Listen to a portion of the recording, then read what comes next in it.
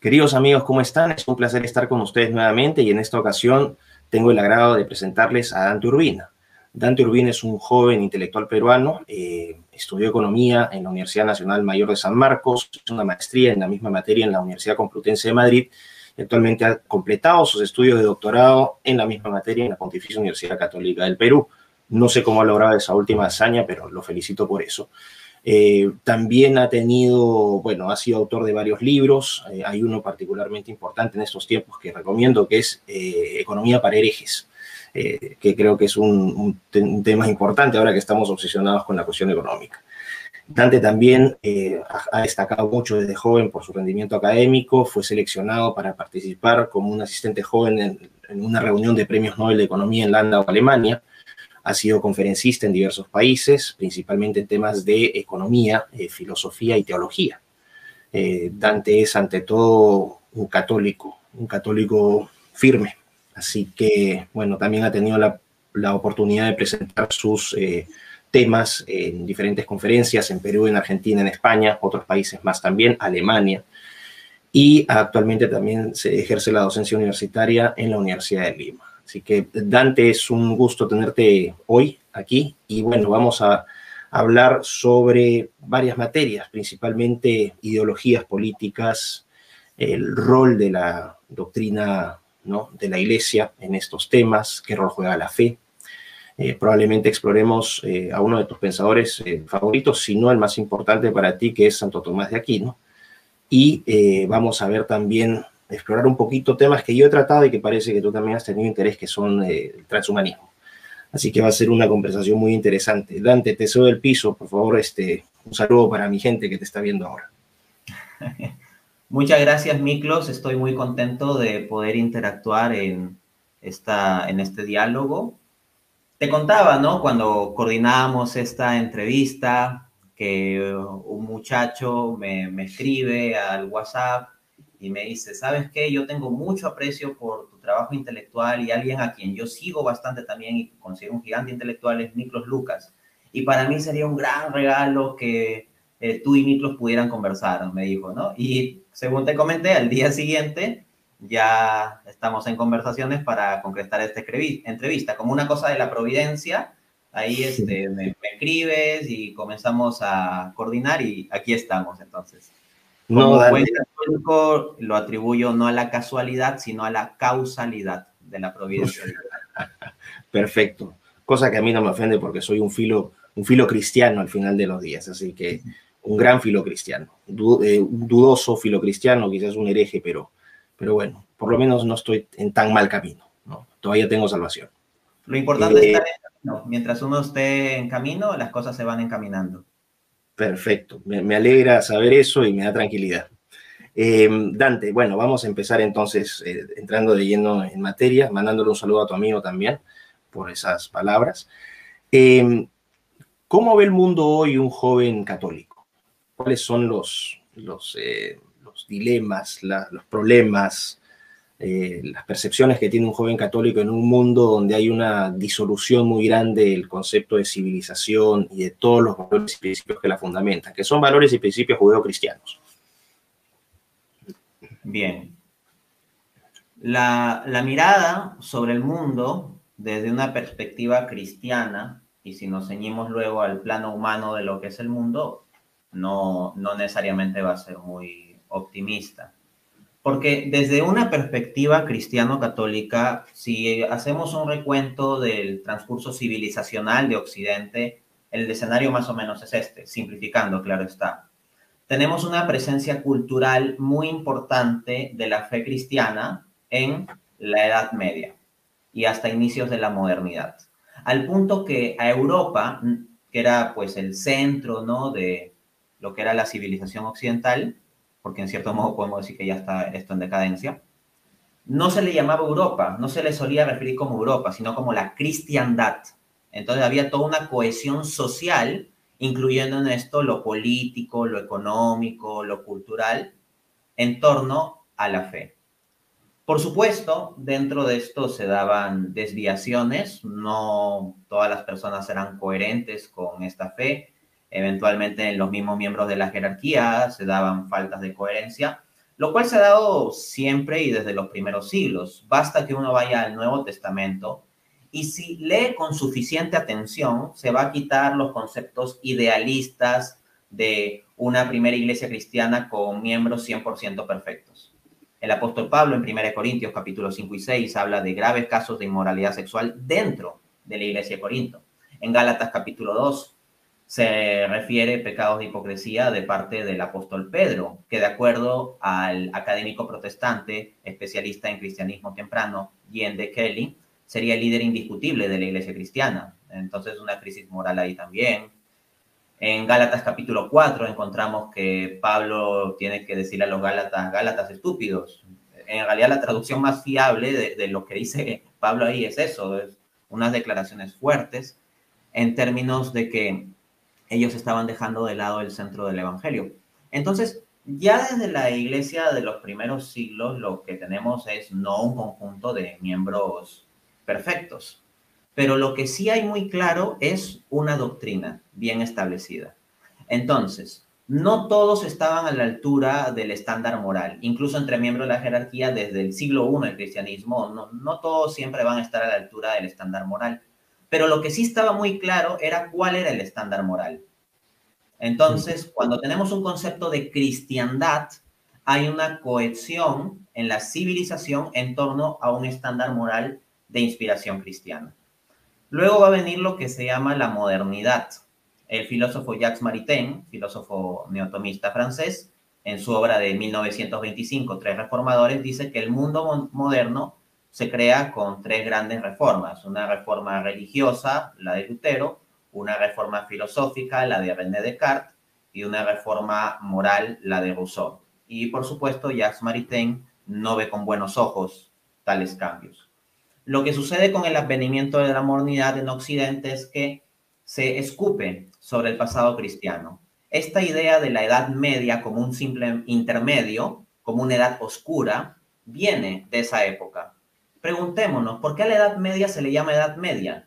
No está en la mitad, en el sentido de que la clasificación estándar de la historia es la Edad Antigua, la Edad Media, la Edad Moderna y la Era Contemporánea. La clasificación básica, y la Edad Media no queda en la mitad. Se le llama media porque esta concepción de valorar la historia viene con la modernidad y con una valoración en donde se dice que el mundo grecorromano precristiano es el estándar ideal de civilización, que el cristianismo vino a valorar las cosas, que la Edad Media sería la gran edad oscura y por lo tanto habría que construir una sociedad basada en la ciencia y la razón prescindiendo de la fe cristiana. Ese es básicamente el proyecto de la modernidad. Filosofías como el iluminismo francés, el positivismo, el marxismo, etcétera, son ideologías que se construyen bajo esta premisa del rechazo a la herencia judeocristiana. Y lo que nosotros tenemos hoy en día es la hipertrofia de la modernidad. ¿Por qué? Porque lo que tenemos hoy en día es la posmodernidad. Es como que la modernidad es la borrachera y ya la posmodernidad es la resaca. Entonces es la consecuencia culmen de la borrachera. Hubo una borrachera de ideologías y una borrachera de revoluciones durante la modernidad, las revoluciones liberales de 1848, la Revolución Francesa, la Revolución Industrial, finalmente ya cerrando la modernidad, la Revolución Sexual de 1960, y la posmodernidad la podemos ubicar más o menos en la década de los 70. Entonces el mundo al que llegamos es un mundo en donde ya no hay ideales, porque ya no se cree que el marxismo o que la sola ciencia o el positivismo nos vayan necesariamente a llevar a una sociedad perfecta, de hombres buenos y felices. Pero es como que eso ya no interesase, ya no hay grandes ideales políticos, sino lo que hay es que cada uno vive tratando de conseguir el máximo de placer o comodidad, la época posmoderna. Pero eso no significa que las instancias ideológicas o políticas hayan perdido poder, porque si bien la población en general suele ser bastante escéptica respecto a los grandes relatos, al final de cuentas terminan siendo influidos sin darse cuenta por esos mismos grandes relatos y por esas premisas ideológicas. Entonces, en resumen, yo lo pondría así. Tenemos un estándar que nos trae la civilización cristiana de fe y razón. La razón no negada, sino iluminada por la fe, porque los grandes pensadores de la cristiandad, San Agustín y Santo Tomás de Aquino no plantearon una contraposición entre fe y razón, sino una complementariedad armónica. La fe no destruye la razón, sino la ilumina y la eleva. Pero la modernidad es la razón rechazando la fe. Y esa razón que rechaza la fe termina volviéndose irracional y suicidándose. La razón se mata a sí misma. Y eso es la posmodernidad. Porque hoy en día nosotros decimos que no hay verdad absoluta, que todas las verdades son relativas, que no hay una razón universal, que cada uno tiene su opinión. Eso es la razón asesinándose a sí misma. En resumen, la razón sin la fe se vuelve loca. Y esa es la historia resumida de la debacle de nuestra civilización occidental. Y probablemente entonces de alguna manera estás planteando los puntos, ¿no? Las perspectivas que puede tener un joven católico en estos tiempos, ¿no? Y hablo de jóvenes porque es un segmento particularmente vulnerable hoy. Esta falta de hitos en el horizonte, esta incapacidad de ubicarse en el mundo si es que no existen principios y valores fundacionales absolutos que puedan darle esa guía. La falta de fe también, o de creer en algo, porque se ha hecho este paralelismo de que creer en Dios es creer en unicornios y elfos. Y bajo esa premisa que es cobarde y que es malintencionada, ¿no? El problema es que los críticos no aportan una alternativa que tenga el gravitas que tiene, por ejemplo, la doctrina cristiana. Entonces, es simplemente la destrucción de algo y el reemplazo por la nada. Entonces, obviamente, esto también genera unas enormes crisis de identidad, entre las cuales existe el transhumanismo, que lo vamos a tocar un poquito más adelante, pero también la necesidad de una identidad, ¿no? La necesidad de una identidad y de creer en algo. Por eso existen estas adhesiones militantes a movimientos como el feminismo, la banderita del arco iris, ¿no? Los distintos géneros, la política identitaria con el tema de las razas. Es decir, la gente está tratando en esta enorme crisis de identidad, tratando de ubicarse, sobre todo los jóvenes.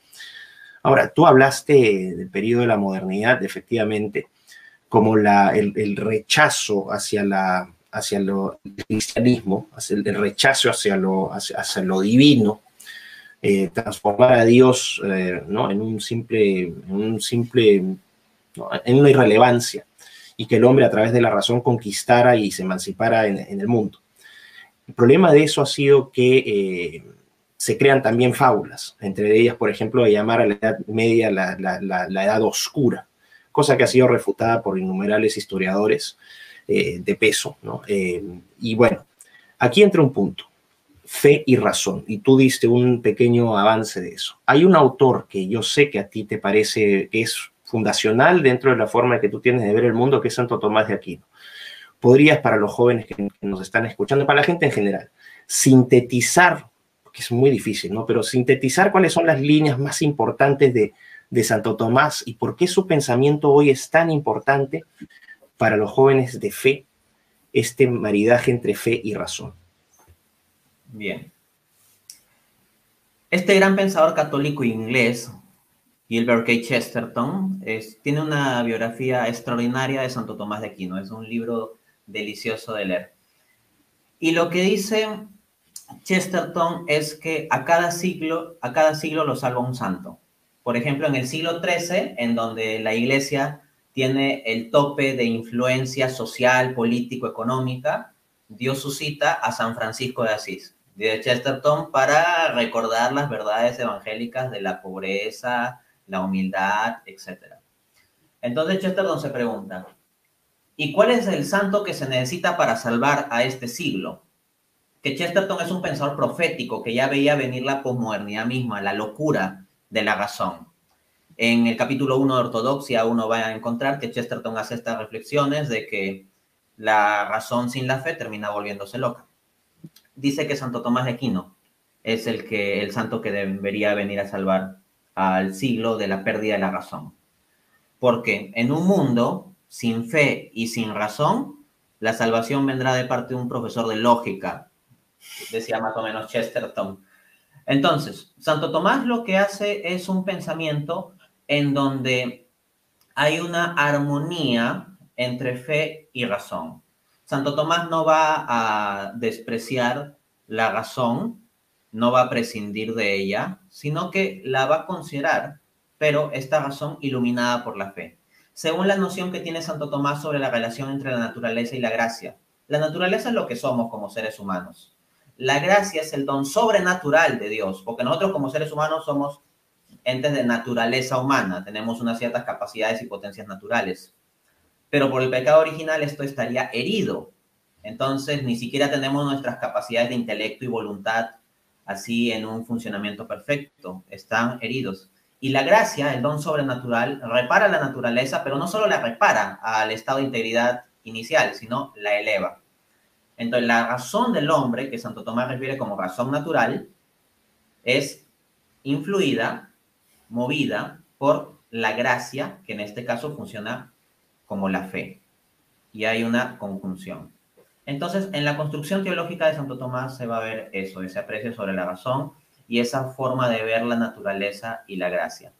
Indicado esto, Santo Tomás comienza a construir desde la base misma. Santo Tomás no es un hombre que asuma las proposiciones de fe de modo tal que no necesiten ser explicadas, sino Santo Tomás confía en que siempre podrá haber una explicación racional. Ahora, esa explicación racional tiene que estar atenta a los elementos de la revelación, porque la razón por sí sola, hay cosas que naturalmente podrá comprender, pero hay cosas de orden sobrenatural donde la razón tiene que hacerse receptiva respecto de lo que dice la revelación.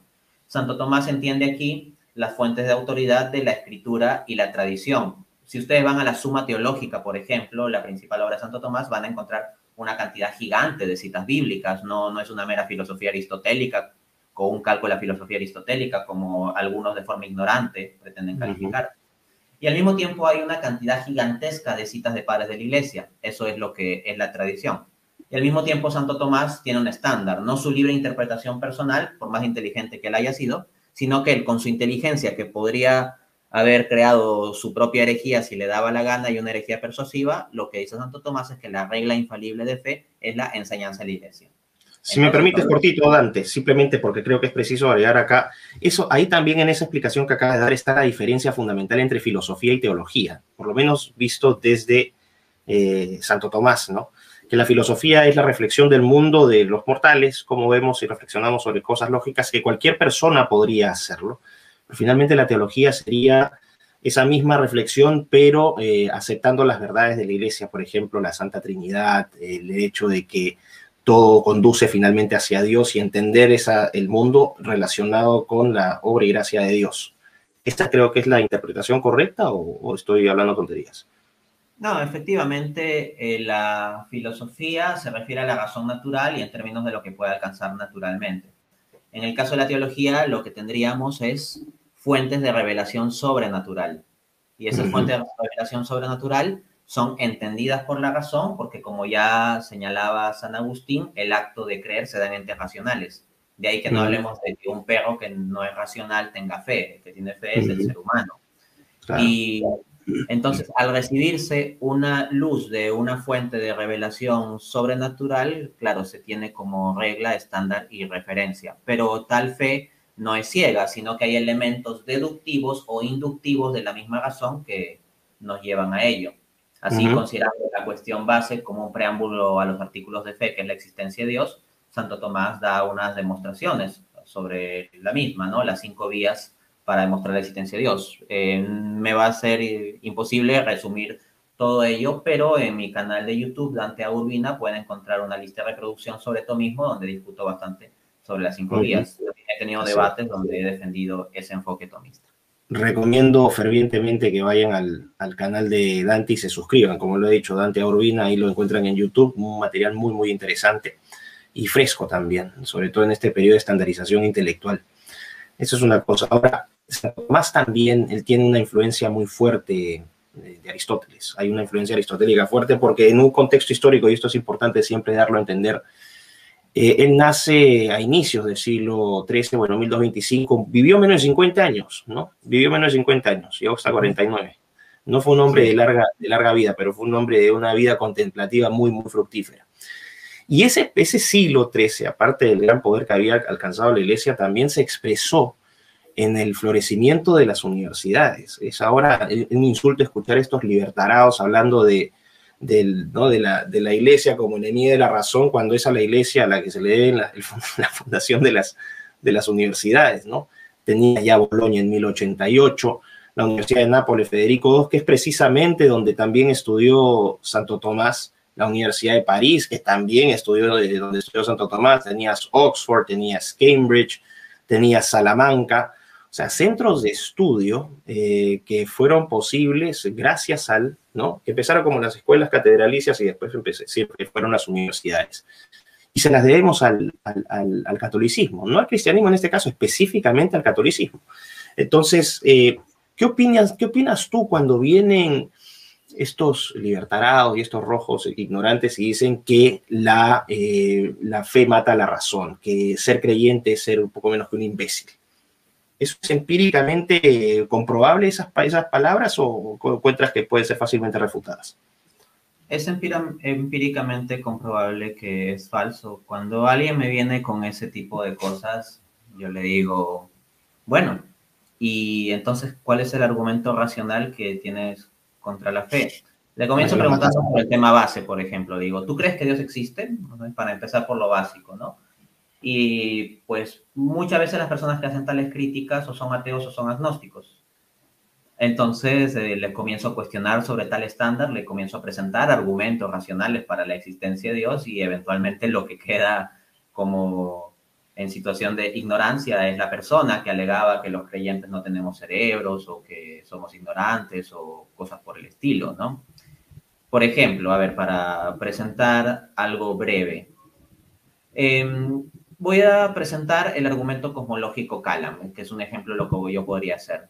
Yo suelo decir en las entrevistas que si yo tengo varios minutos para hablar con alguien que es no creyente y quiero presentarle un argumento para la existencia de Dios, le presentaré la tercera vía atomista, que tiene una profundidad filosófica tremenda, que es el argumento de la contingencia atomista. Pero si tiene que ser algo ágil y tengo simplemente 1 o 2 minutos, yo presentaría rápidamente el argumento cosmológico Kalam, que va como sigue. Primera premisa, todo lo que comienza a existir tiene causa. Esto se justifica por el principio de que de la nada nada sale. Si algo comienza a existir y decimos que no tiene causa, entonces simplemente surgió de la nada, lo cual sería irracional. En consecuencia, tenemos establecido que todo lo que comienza a existir tiene causa. 1. 2. El universo comenzó a existir. Entendemos por universo el conjunto total de materia y energía en el marco espacio-tiempo. La totalidad de la existencia material. Incluso bajo un escenario multiverso, o sea, de que haya universos paralelos, le podríamos llamar universo, filosóficamente hablando, al conjunto de todo, ¿no? A lo que lo contendría. Entonces, tenemos muy buena evidencia de el inicio del universo o la limitación temporal hacia el pasado del universo. Rápidamente, un argumento filosófico que se puede presentar es la imposibilidad de un pasado infinito. Es decir, si el universo ha existido siempre, por toda la eternidad, si nunca ha tenido un inicio, entonces antes de esta entrevista ha pasado una cantidad infinita de eventos, ha pasado un tiempo infinito. Ahorita estamos en el presente y el pasado ya terminó, porque si no, no estaríamos en el presente aquí con Miklos. Pero si el pasado es infinito en tiempo y ya terminó, tendríamos un infinito que ya terminó, un infinito finito, lo cual es autocontradictorio y por lo tanto habrá que rechazarlo. En consecuencia, la razón apunta a que debería haber un inicio del conjunto de eventos temporales o sucesión material que llamamos universo. De otro lado, la evidencia científica apunta claramente a esto.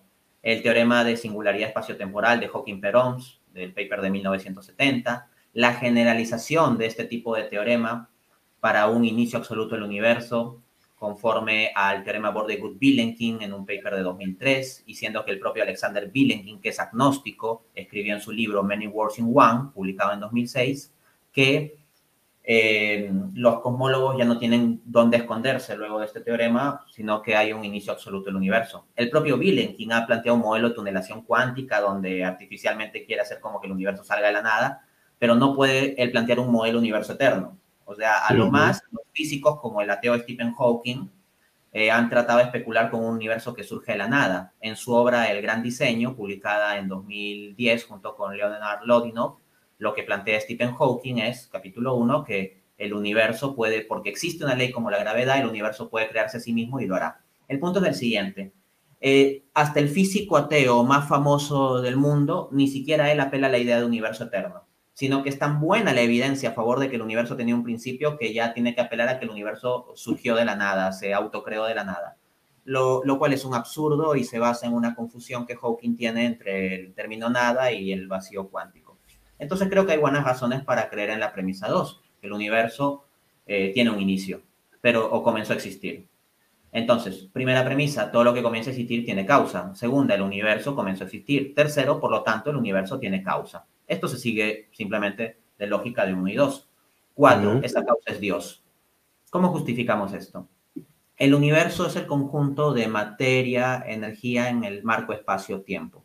Si hay una causa del universo, no puede ser el universo mismo, es un ente distinto. Si hay una causa de lo físico, tiene que ser algo más allá de lo físico, algo de orden metafísico, algo aespacial, atemporal, inmaterial y que no sea una energía de orden físico. En consecuencia, tendríamos todas estas características, pero al mismo tiempo tiene que ser un ente con capacidad de actuar y con poder de acción. El único ser que cumple con todas estas características de forma unificada y coherente es Dios mismo. En consecuencia, este argumento nos lleva a inferir la conclusión 5 de que Dios existe. Bueno, yo creo que tu discurso ahorita acaba de ser la confirmación empírica de que ser cristiano, ser católico y ser racional es perfectamente compatible. Más bien es tarea para los aliados que van a ver este video para que tomen apuntes y citen la bibliografía para ver si aprenden algo interesante. Bueno, yo realmente me hace culpa, pero yo le digo, ya no tengo paciencia con estos individuos, así que, en fin, bueno, no nos vamos a enojar, porque me enoja hablar de estos sujetos, en fin. Has hablado ¿no? de estas relaciones de causalidad, hemos hablado de cuestiones de fe y razón, hemos mencionado a Santo Tomás, y ahora entramos a vamos a pasar a una segunda parte en esta conversación, que es esta efervescencia de los debates ideológicos, pero en el plano político, ¿no? De las doctrinas económicas y las teorías políticas ideales. Y es un debate, desde mi perspectiva, que está perdiéndose en el tiempo y en el espacio porque los avances científico-tecnológicos están reconfigurando estas relaciones de poder y estas relaciones de intercambio económico de manera radical. Pero bueno, lo podemos hablar más tarde.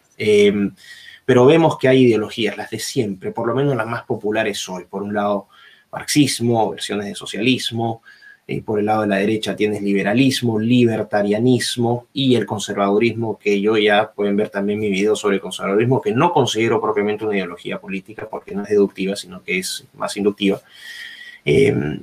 ¿Cómo ves tú estas disputas? Tú como católico, ¿dónde te posicionas en el plano, en el eje político tradicional? Si es que te podrías colocar en ese eje. Sí, perfecto. Voy a hacer repaso en lo posible rápido sobre las tres, diciendo en cada uno cómo me posiciono. Comencemos con el comunismo marxista. Me posiciono como enemigo acérrimo, así de simple. Y esto es desde la posición de fe, porque uno no puede ser un hombre de fe cristiana y al mismo tiempo estar comulgando con la ideología marxista. Porque el marxismo niega aspectos fundamentales de la fe cristiana. Las herejías de los primeros siglos eran herejías cristológicas, negaban cierta divinidad, cierta doctrina sobre Cristo, por ejemplo, su divinidad o su humanidad o cosas por el estilo. Pero las herejías de la modernidad, como el marxismo, son de orden antropológico, niegan la verdad sobre el hombre. Así, por ejemplo, Karl Marx, en su tesis sobre Feuerbach, de 1845, en la tesis 6, dice lo siguiente: la esencia humana no es algo abstracto inherente a cada individuo. Es en su realidad el conjunto de las relaciones sociales. Eso dice Marx. Entonces, en la visión marxista se reduce al individuo a ser un mero entramado de relaciones sociales. Es una versión materialista de un constructivismo social para definir al ser humano. En cambio, desde una perspectiva cristiana, no ves al hombre meramente como un constructo de condiciones sociales en el marco de las condiciones materiales de existencia, como dicen los marxistas, sino que identificas que sí, el hombre vive en sociedad, es un animal social, está condicionado por su entorno, tiene un cuerpo, pero no debemos olvidar que lo distintivo, fundamental y trascendente del hombre es que tiene alma espiritual, que es a imagen y semejanza de Dios. Para Marx, el hombre es simplemente un collage a imagen y semejanza de las condiciones materiales de existencia. Para un cristiano, el hombre es fundamentalmente a imagen y semejanza de Dios. Y la esencia humana tiene una realidad verdadera trascendente al mero entramado de relaciones sociales. Asimismo, un cristiano no puede abogar por la violencia como el medio sine qua non, el medio necesario y fundamental del movimiento político, del cambio político. Pero resulta que Karl Marx en el Capital, tomo 1, capítulo 24, dice: la violencia es la partera de la historia, la partera de toda sociedad vieja preñada de una nueva. Entonces, en la visión de Marx hay una construcción historicista en donde se pasa por diversos modos de producción. Nosotros estaríamos en el modo de producción capitalista. Y en ese modo de producción había una contradicción de clase entre capitalistas y obreros. Y en esa contradicción de clase, la solución tiene que venir por la violencia. Los obreros tendrán que expropiar a los capitalistas por medio de una revolución violenta, apropiarse a los medios de producción y gestionarlos por medio de la dictadura del proletariado, que es el Estado. Los obreros se apropiarían del Estado y el Estado es el que gestionaría la economía. Entonces termina todo yendo a un sistema estatista donde el individuo termina disolviéndose, lo cual va en contra de la dignidad y libertad del individuo que afirma la fe cristiana. Muestra que este es claramente el programa político de Marx, lo dice él sin ambajes en el Manifiesto Comunista, que escribió junto con Engels en 1848. Al final del manifiesto él dice: los comunistas no se cuidan de disimular sus intenciones y proyectos. Proclaman abiertamente que sus propósitos no pueden ser alcanzados sino por el derrocamiento violento de todo el orden social tradicional. Que las clases dirigentes tiemblen ante la idea de una revolución comunista. Los proletarios no tienen nada que perder salvo sus cadenas. Tienen en cambio un mundo por ganar. Proletarios de todo el mundo, uníos. Entonces, este tipo de propuesta política materialista, reduccionista, violentista, determinista, está claramente en contra de todo lo que plantea el cristianismo. En cuanto al liberalismo, mi juicio o mi posición es enemigo. Soy enemigo del liberalismo. ¿Por qué? Porque como cristiano, lo que pongo en el centro es a Dios mismo. Dios que es amor, primera de Juan 4:8. Eso es a lo que le doy centralidad y primacía. Y Dios que se nos ha revelado en la persona de Jesucristo, el reinado social de Cristo. Eso es por lo que apuesto. No por un mero establecimiento de condiciones mínimas y después que cada uno interactúe como le dé la gana. Ese no es el ideal al que apunto. Esa es una situación imperfecta que eventualmente en ciertas circunstancias históricas tal vez se podría tolerar como el mal menor, pero no es el ideal a buscar, como si lo es en el pensamiento libertario. Para que se vea que esto no es una distorsión, veamos lo que dicen los propios libertarios. El famoso liberal español Rafael Termes, en su obra Desde la banca, volumen 2, dice lo siguiente: el liberal cree en la libertad ante todo. Ahora bien, yo en lo que creo ante todo es en Dios, en la persona de Jesucristo, no en la libertad. Eso es una idolatría de la libertad.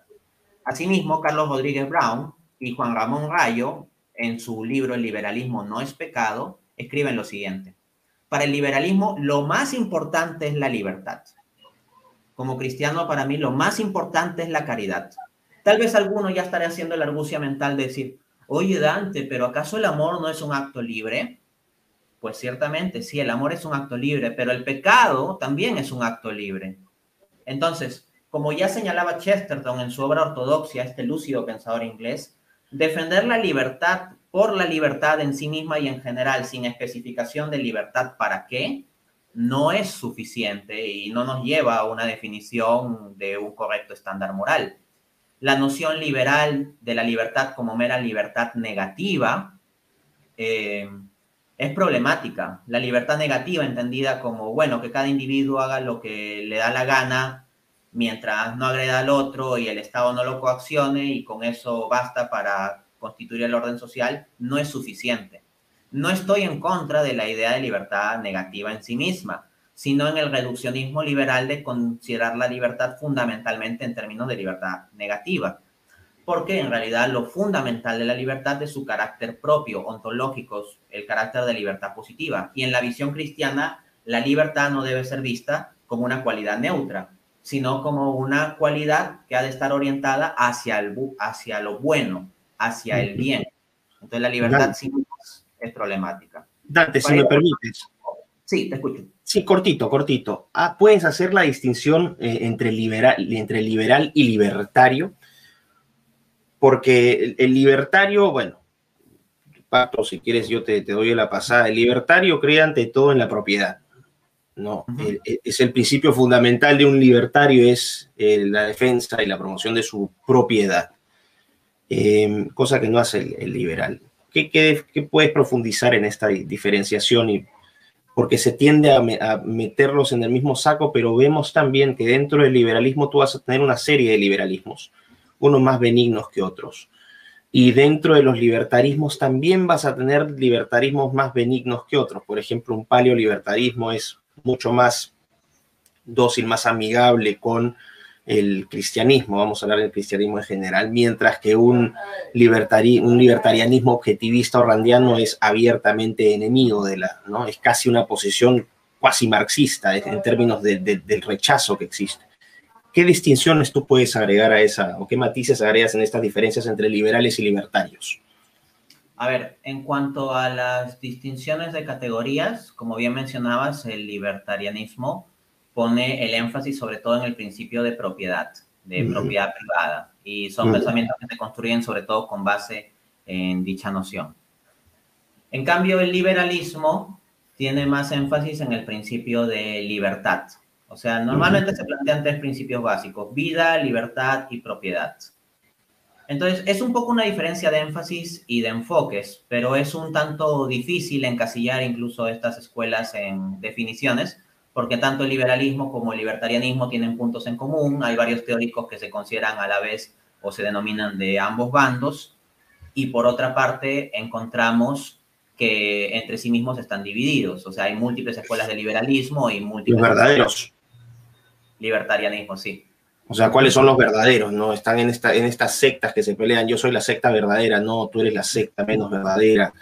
¿No? Entonces, yo vería ciertos paralelos, aunque suene muy, muy políticamente incorrecto para la anticorrección política de hoy en día, diría que yo veo paralelos con el marxismo. Porque esa proliferación de sectas que hay en el liberalismo y el libertarianismo es similar a la proliferación de sectas marxistas.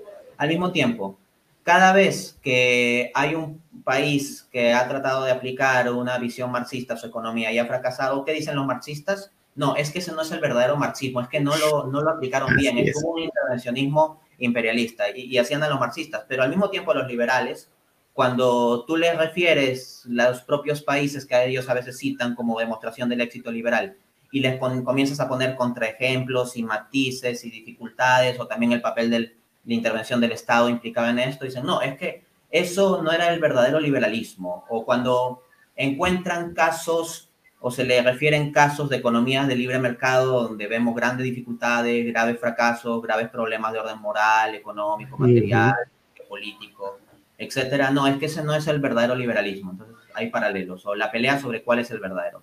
Y así como entre las diversas sectas del marxismo se puede decir también que hay unas menos dañinas o que parecen más afines al cristianismo, pues con el caso del liberalismo se puede considerar algo similar, pero eso no quita que haya problemas de sustancia. De ahí que en el caso del catolicismo el magisterio haya dado un dictamen sobre el liberalismo, incluyendo el liberalismo económico. Entonces, ¿qué hay, por ejemplo, sobre los paleolibertarios? Los paleolibertarios normalmente hacen énfasis en el principio de familia, pero yo preguntaría a un paleolibertario, ¿tú te consideras realmente liberal? Ya, si me responde que sí, continúo. Si me responde que sí el paleolibertario, digo, ¿y tú consideras que debe haber liberalismo en lo económico? O sea, está bien proteger la vida, la familia, los valores, pero ¿consideras también que debe haber liberalismo económico o no? En caso me responda que sí, y por lo tanto esté afiliado a un auténtico liberalismo económico, entonces comienzan a surgir dificultades. Una última pregunta que yo le lanzaría a un paleolibertario es, ¿tú consideras que la escuela austríaca tiene un correcto planteamiento sobre la cuestión de la organización económico-social? Y si me responde que sí, entonces le comienzo a señalar ciertas dificultades, porque uno no puede ser partidario de los planteamientos de la escuela austríaca y del liberalismo económico a fondo y al mismo tiempo es proteger los valores de vida y familia a fondo. Me explico. Veamos lo que dicen los propios teóricos de la escuela austríaca. El más influyente de ellos, maestro Hayek, Ludwig von Mises, en su obra La acción humana, capítulo 15, escribe: no tienen la culpa los empresarios de que los consumidores prefieran las bebidas alcohólicas a la Biblia. Los empresarios simplemente sirven a los consumidores tal como son al presente, aunque malvados e ignorantes. Entonces, a lo que iría es lo siguiente. ¿Qué pasa si hay un mercado libre de bienes asociados a estas distorsiones propias de la ideología de género? O suponte que no haya ningún Estado político que quiera imponer la ideología de género, pero al mismo tiempo que en un sistema libremente surjan personas que comiencen a promover la ideología de género por medio de productos y servicios. Tú dejarías absolutamente sin ninguna restricción o regulación un libre comercio de eso, todo dejado al mero acuerdo libre entre individuos, como plantean los austríacos con su orden espontáneo. ¿Qué efectos tendría eso sobre la familia? Le preguntaría qué pasa si aplicamos estos principios al mercado de la prostitución, como el propio Ludwig von Mises lo aplicaba también. O incluso podríamos hasta hablar sobre el transhumanismo y decir, si hay individuos que libremente quieren hacer modificaciones transhumanistas sobre sí mismos y empresas que libremente quieren ofertarlo, pues ¿cuál sería la dificultad? Si hay quienes libremente quieren comenzar a fabricar bebés en el laboratorio y hay personas que libremente están dispuestos a aceptar tal fabricación y comprar al respecto y el Estado no los coacciona, entonces en principio no habría por qué restringirlo bajo un estándar liberal. Entonces tal vez si es más consecuente con su estándar de proteger la familia, me dirá, no, es que ahí sí hay que poner cierta regulación o restricción por esto y lo otro. Y yo diría, estoy de acuerdo contigo, pero date cuenta que con eso estás limitando el grado de liberalismo económico y estás yendo en contra de lo que esperarían los economistas austriacos. Para cerrar, dos apuntes muy concretos nomás. El mismo von Mises, en el capítulo 8 de la citada obra, dice: los liberales nada tienen que oponer a las creencias religiosas, en tanto y en cuanto éstas no interfieran en los asuntos sociales, políticos y económicos. Yo le preguntaría a un paleolibertario, ¿estás de acuerdo con que el ámbito religioso tenga una influencia en la configuración de la cuestión política, económica y social? Si me dice que sí, como muchas veces los paleolibertarios están dispuestos a decir, y está muy bien, bueno, le muestro aquí que está en conflicto con Mises. Y para cerrar con el último punto, hay unos youtubers que hicieron un video justamente sobre el libre mercado de prostitución. Ellos son Santiago Giraldo y Alejandro Bermeo, y ellos tienen mucho público que los escucha, que políticamente son de la derecha y que se proclaman liberales y libertarios. Bueno, ellos, como jóvenes cristianos que son, en particular soy amigo de Santiago Giraldo, hicieron un video explicando la dificultad que hay entre defender bajo los principios liberales un libre mercado de prostitución siendo uno cristiano. Pues bien, cuando yo revisé ese video tenía 676 likes y 858 dislikes. Las personas que siguen el canal de ellos son personas de acuerdo con los ideales de la derecha, en contra de la ideología de género y todo ello, pero es el video más impopular que hicieron cuando se metieron contra el liberalismo. Entonces, yo pondría mucho cuidado en que la lucha contra esto no se vaya a terminar convirtiendo en la defensa de la ideología política liberal y no en la defensa de una cosmovisión cristiana. No, es cierto. O sea, sucede que, a ver, hace unos 4 o 5 años yo hice un video para El Montonero, donde el video se titula Liberalismo y Socialismo, las dos caras de una misma moneda, precisamente atendiendo lo que tú estabas diciendo. Y hay paralelismos, sobre todo en estas versiones exacerbadas, ¿no? Estas hiperdelibertades que se plantean, en los cuales tú puedes observar características que no te permiten distinguir entre un marxista y entre un socialista y un liberal, un libertario, algunos por lo menos, que ahora es su anticristianismo militante, por ejemplo. En estos campos vas a encontrar, en todos estos terrenos vas a encontrar un anticristianismo militante. El reemplazo de Dios por el objeto de fe que es la ciencia. Cree en la ciencia ahora se ha convertido pues en un objeto de adoración, dejó de ser un instrumento para la búsqueda de ciertas verdades, para convertirse en un objeto de adoración. De hecho, la campaña de Biden era Believe in Science, cree en la ciencia. Tienen una visión hedonista, es decir, algo es bueno o malo en la medida en que es útil y placentero. es decir, este hedonismo utilitarista muy, muy marcado. De los dos lados, o sea, que un rojo y un liberal libertario se diferencian en ese sentido. Uno va a buscar que se materialice eso a través de más Estado y el otro va a querer que se materialice a través de más mercado. Pero al final, y ambos tienen aspiraciones universales, o sea, quieren que sus ideologías sean aplicadas en todo el mundo por igual, sin contar las diferencias culturales o las diferencias que puedan existir en términos de clima, en términos de comidas, en términos de música. Es la estandarización completa del pensamiento en nombre de la libertad, sobre todo la contradicción en el caso de los liberales y los libertarios. O sea, al final terminan pareciéndose más de lo que dicen ser distintos. Esta disputa es falsa, esta de que estos son malos porque quieren más Estado. No, tú eres más malo porque quieres más mercado. No, tú eres más malo porque tú quieres más sociedad. No, tú eres malo porque tú quieres solamente disolverlo en el individuo. Y nos planteamos en estas pugnas, ¿no? Libertad, justicia, individuo, colectivo, Estado, mercado, que al final son las dos caras de una misma moneda. Exacto, así es. Bueno, pasando entonces brevemente, si me disculpas, habías hecho entonces por qué no es posible comulgar desde el catolicismo, comulgar con el comunismo, por qué hay ciertas divergencias con el pensamiento liberal libertario.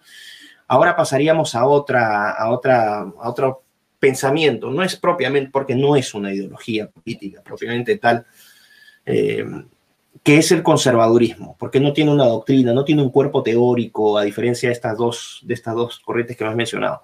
¿Cuál es la relación que existe con el conservadurismo? Y si por favor también puedes aclarar esta asociación perversa, de mi perspectiva, malintencionada también, que se hace que si eres católico necesariamente eres conservador y si eres conservador necesariamente eres católico. Adelante con eso. Con el conservadurismo, pues también requiere darle un contenido. Conservadurismo, como el propio nombre indica, busca conservar. Es una visión que pone énfasis en conservar determinados valores, tradiciones, determinados elementos de cohesión y estructura social, de herencia cultural, etc. El conservadurismo, desde esa perspectiva, tiene una visión positiva sobre el papel de la tradición.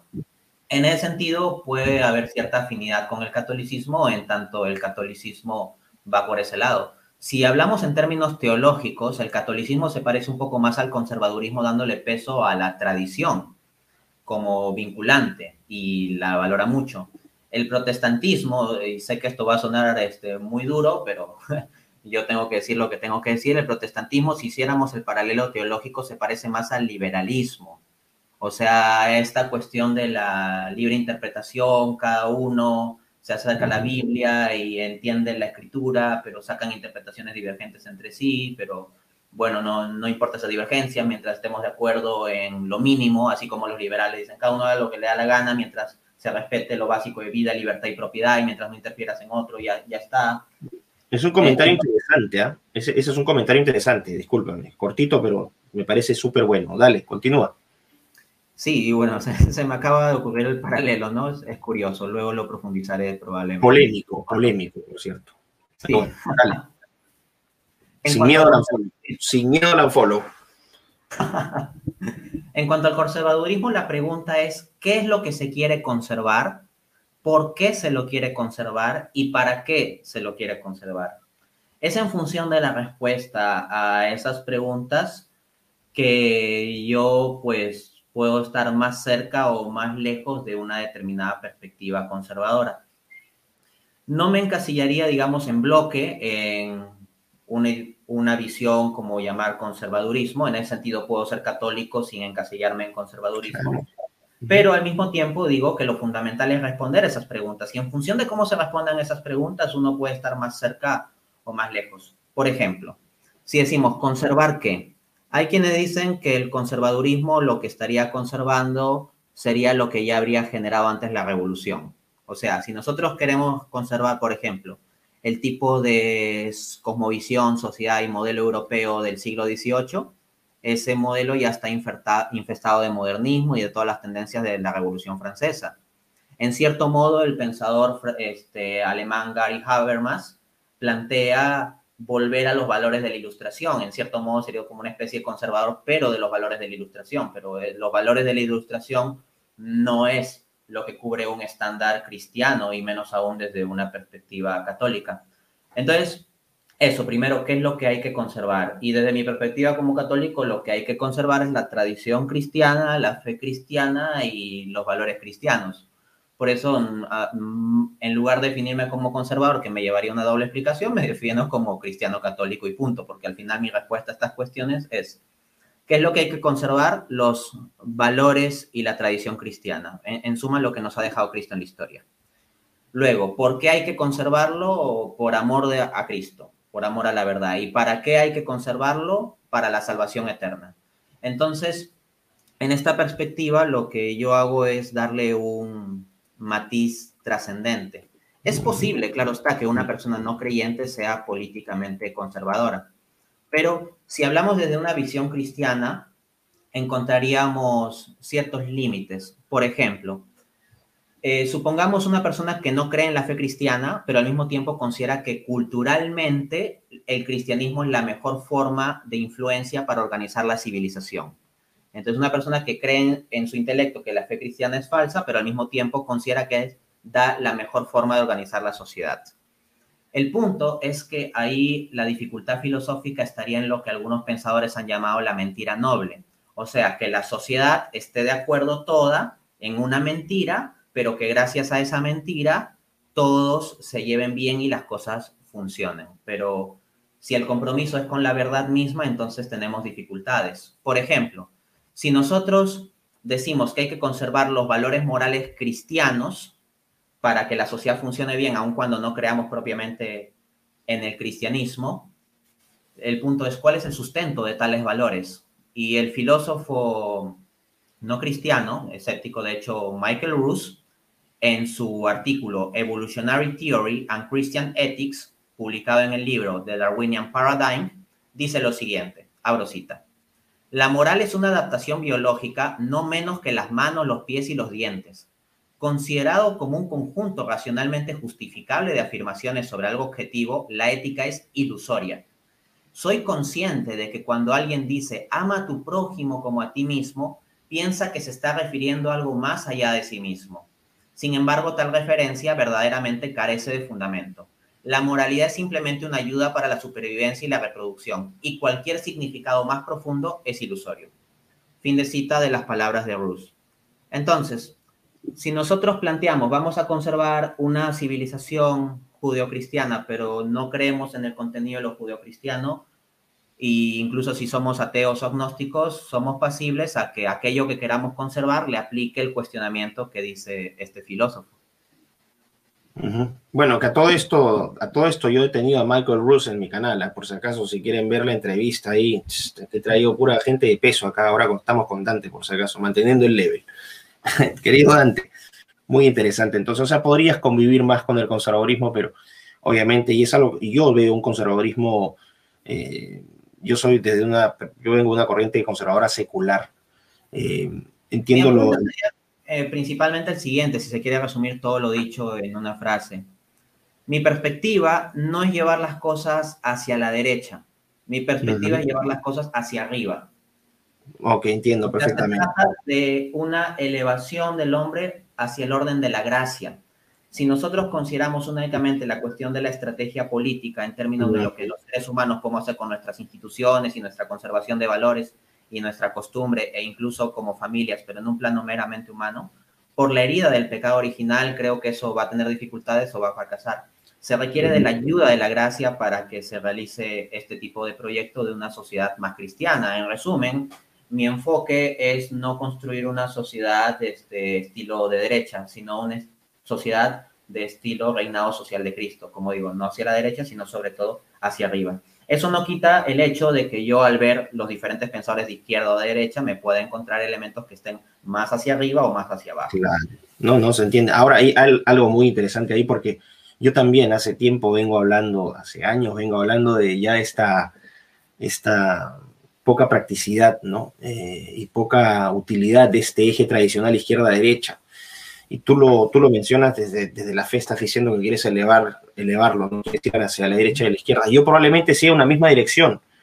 Yo tampoco quiero derechas e izquierdas, porque ahora lo que noto es que estas ideologías políticas están siendo completamente superadas por los avances de la ciencia y la tecnología y los desafíos que están planteando estos avances científico-tecnológicos sobre lo que significa ser humano. O sea, no son simples tecnologías que van a alterar el ambiente en nuestro entorno, sino que son tecnologías que pueden afectar nuestra propia identidad como especie, sí, ¿no? Es decir, nuestra condición, nuestra naturaleza en lo biológico, en lo genético, en lo anatómico, y en la experiencia que surge de esa constitución, de esa conformación específica que tenemos como especie.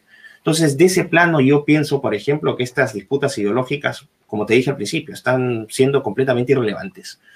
Y no estamos enfrentando la principal amenaza, que es la redefinición y reconfiguración del ser humano. Y eso lo puedes plantear desde una perspectiva secular, pero también desde una perspectiva de fe. Y creo que ahí encontramos nosotros otro punto en común muy importante. ¿Qué opinión te merece el transhumanismo? Es finalmente la ideología que justifica o intenta justificar y avalar y vamos a decir, darle garantía a esta idea de cambiarnos o de modificarnos en diferentes aspectos, en lo intelectual, en lo moral, en lo cognitivo, en lo físico, en aras de una mejor especie, de un supra-hombre, o un trans-hombre, o un post-hombre, porque hay diferentes interpretaciones. ¿Cómo ves tú, como católico, este tema del transhumanismo? Lo veo con bastantes reparos y escepticismo. Comenzaría apuntando que hay una ruptura de principios. Detrás del transhumanismo hay ciertos presupuestos filosóficos, cierta ideología, cierta antropología filosófica, cierta cosmovisión. Y tal tipo de ideas detrás del transhumanismo son contrarias a la fe cristiana. Un libertario puede terminar siendo perfectamente transhumanista. Por ejemplo, el gran referente libertario, el economista austriaco Murray Rothbard, enfatiza bastante el principio de autopropiedad. Cuando él defiende el principio liberal de propiedad, lo pone en términos también de autopropiedad, de que uno es propietario de sí mismo, de su propio ser, de su propio cuerpo, etc. Entonces, la noción de que nosotros somos los propietarios de nuestra propia vida, pues es una noción anticristiana. Me explico. En la visión cristiana, nosotros somos administradores de nuestra vida. Nuestro cuerpo, nuestra inteligencia, nuestras oportunidades, capacidades, etcétera, es algo que Dios nos ha dado como talentos, como en la parábola de los talentos de Mateo capítulo 25, y nosotros tenemos que administrarlos. Nosotros somos administradores de nuestra vida, pero el propietario es Dios, y nosotros hemos de dar cuentas al propietario. Y hay que administrar las cosas según el orden de Dios y no según el orden ilegítimo que nosotros nos queramos inventar haciéndonos autopropietarios. Entonces, ahí hay una ruptura. Pero para meter más a fondo la perspectiva de fe, yo creo que alguien que entendió muy, muy bien este tema es el filósofo existencialista ateo Jean-Paul Sartre. En su conferencia titulada El existencialismo es un humanismo, él dice lo siguiente. El existencialismo ateo que yo represento es más coherente. Declara que si Dios no existe, hay por lo menos un ser en que la existencia precede a la esencia. Un ser que existe antes de poder ser definido por ningún concepto. Y que ese ser es el hombre, o como dice Heidegger, la realidad humana. ¿Qué significa aquí que la existencia precede a la esencia? Significa que el hombre empieza por existir, se encuentra, surge en el mundo y después se define. El hombre, tal como lo concibe el existencialista, si no es definible, es porque empieza por no ser nada. Solo será después y será tal como se haya hecho. Así pues, no hay naturaleza humana porque no hay Dios para concebirla. Y para ilustrar con mucha claridad su idea, Jean-Paul Sartre pone el ejemplo de un cortapapeles. Pensemos en una tijera. Entonces, el cortapapeles es un objeto artificial y por lo tanto diseñado. En consecuencia, su esencia precede a su existencia, porque la esencia de lo que es un cortapapeles existe en la mente del fabricante y luego simplemente se le concreta dándole existencia. Y su existencia tiene un propósito objetivo previamente dado, cortar papeles, porque está diseñado para eso. Pero si no existe un fabricante, entonces el cortapapeles es meramente un objeto material más del mundo material que se ha arrojado a la existencia, y si fuera consciente, pues puede ir construyendo su propia identidad. Entonces, en la visión cristiana, y esto lo percibe muy bien Sartre, Dios es el fabricante.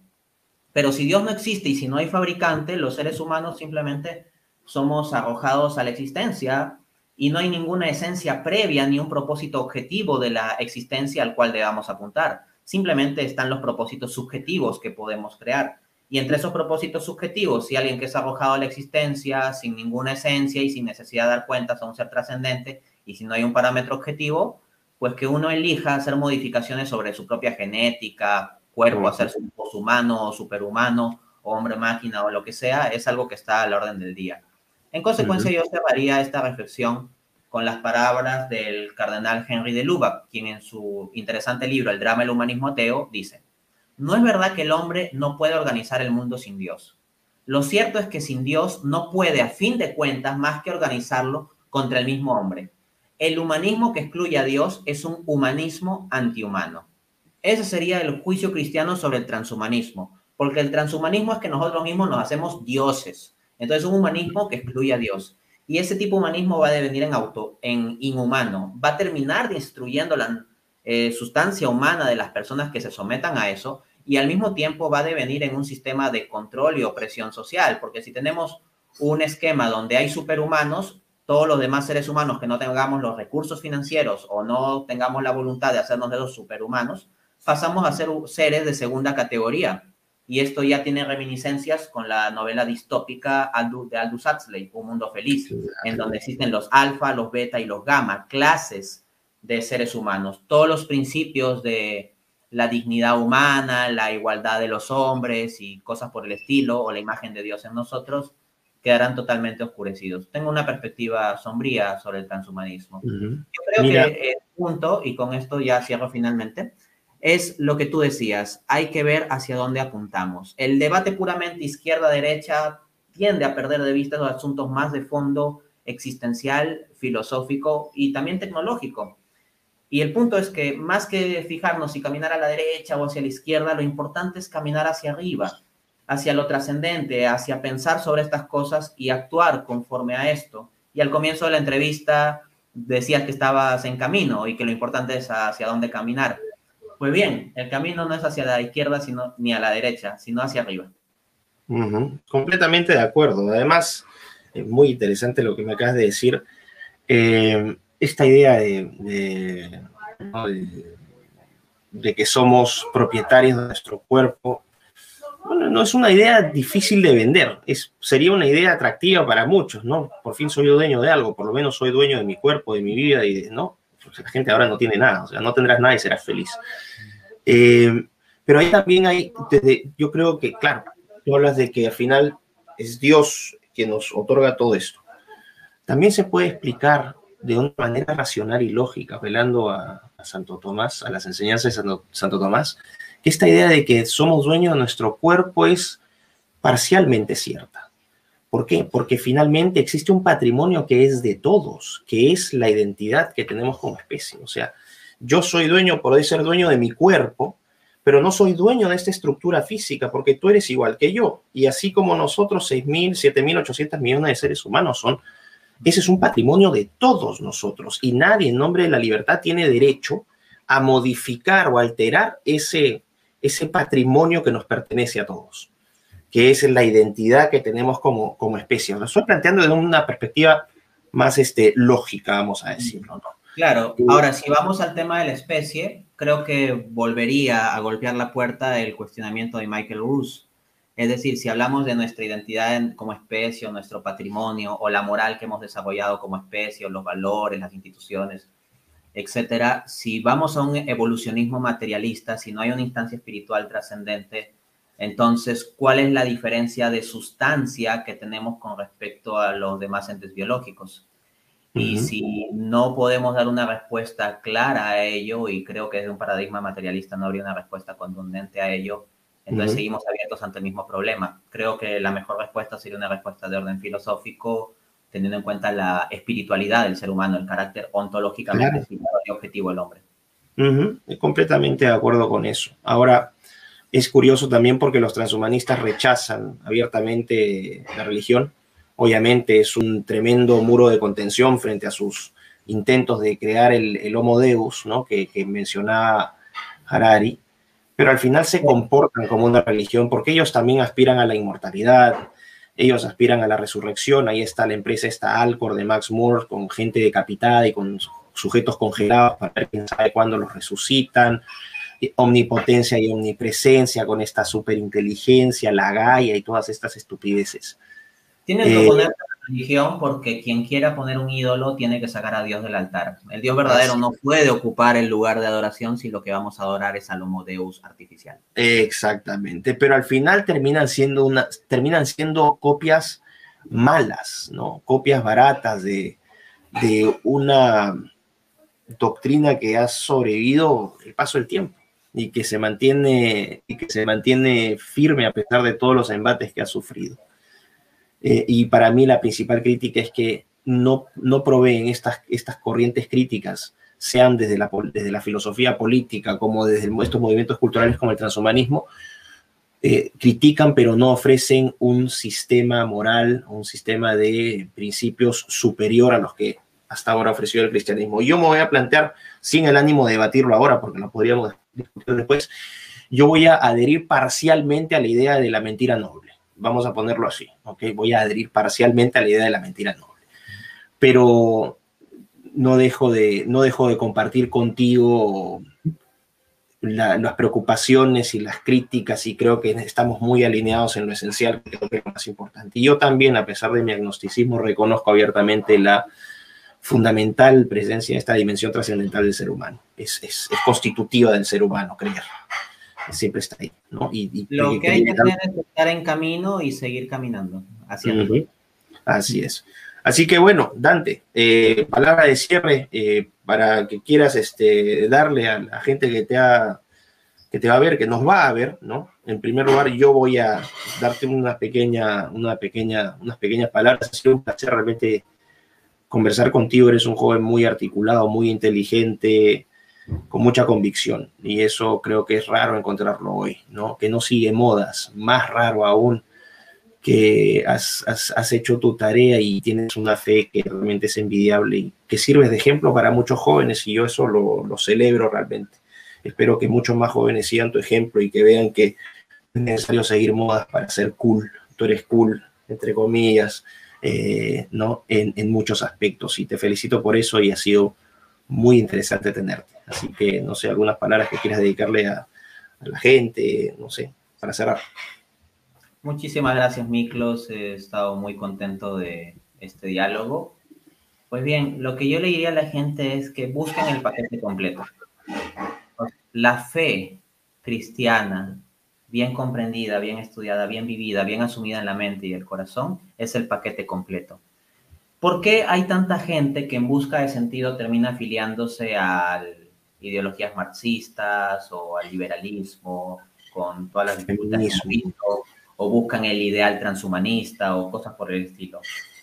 San Agustín decía que si las herejías son fuertes y persisten, es porque tienen alguna parte de verdad. Es la parte de verdad que hace que sea difícil de matar las herejías del todo.